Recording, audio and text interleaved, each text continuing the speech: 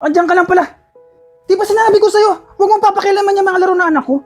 Inaayos ko lang po. Kung gulo-gulo mo, lagi na lang ako Ilayo mo yan! Ilayo mo yan! Ilayo mo! Ang dami na, di ba Ano ba naman? Alam naman niya, pag bagong taon, dapat sama-sama kami.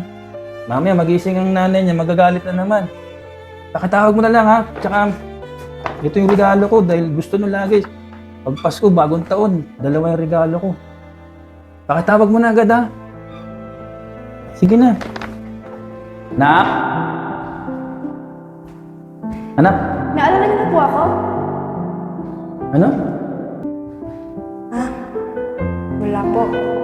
Hindi lang kasi gusto kong gumawa ng letter sa anak ko. Eh, ano masulat? Kasi parang nakalimutan ko yung letter bigla. Kanina alam ko yun eh. Mahal na mahal ka lagi ni Papa mo, nag-iisa kong anak, Amanda.